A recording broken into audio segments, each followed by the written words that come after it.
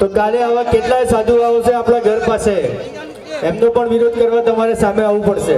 અહીંયા પૂરી પિયુષભાઈએ પહેલાં ઉકળતા તેલમાં અડધી પૂરી ડબોળી હતી અને પછી એને ગોળ ફેરવી દીધી હતી, એટલે જે તેલવાળો ભાગ હતો એ પિયુષભાઈના હાથે તેલ ચોંટી ગયું હતું. દૂધ અરે લોટની અંદર પાણી નાખેલું હોય એટલે એ ઠંડુ તેલ ગરમ તેલની અંદર જબોળવામાં અડધું આવ્યું, બેન ઉપર આવ્યું.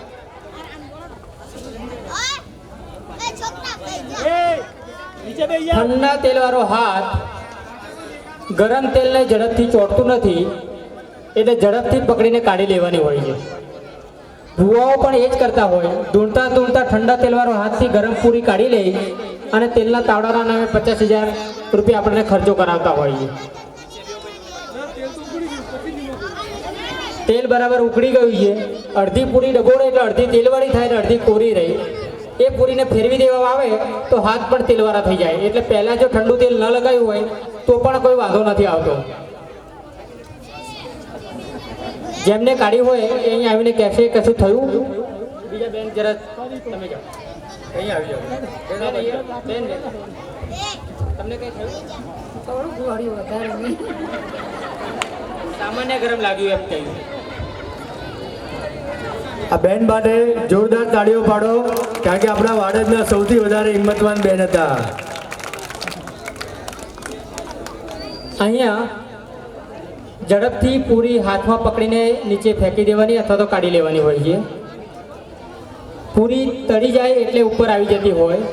ઠંડા તેલવાળો હાથ હોય એટલે ગરમ તેલ ઝડપથી ચોંટે નહીં અને ઝડપથી આ અગ્નિની સાથે હંમેશા ઝડપ કરવી જરૂરી હોય છે. ક્યારેક આપણે ઘરની અંદર ઉકળતું દૂધ હોય અને અહીંયા બેઠેલા 50% બહેનોએ દૂધની તપેલી વખતે સાણસી ના મળે, કપડું ના મળે તો ઝડપથી લઈને મૂકી દેતા હોય. એવું કર્યું છે બહેનો? મોટા ભાગે ગરમ ગરમ ઉકળતી દૂધ ઉકળતું હોય અને કંઈક સાધન જલ્દી ના મળે તો લઈને બંધ કરીને સાઈડમાં મૂકી દેતા હોય. આપણે ઘણા બધા વડીલોને પણ જે ગામડામાં જોયા હશે, હુક્કો પીતા હોય, અંગારો પડી જાય તો હાથ વચ્ચે ઉઠાવી અને આમ હાથમાં કુદાડતા હોય અને પછી મૂકતા હોય ચલમની અંદર. એવા પણ આપણે ઘણા ઉંમરલાયક વ્યક્તિઓને જોયા છે જે હુક્કો પીતા હોય એવા. એટલે અંગારો હાથમાં પકડી ના શકાય, ઉછાળી શકાય.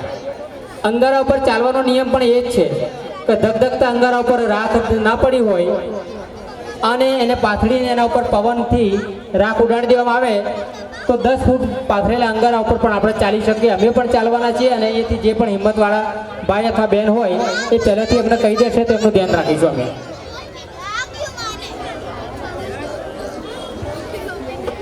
અમારો હેતુ હંમેશા લોક જાગૃતિનો જ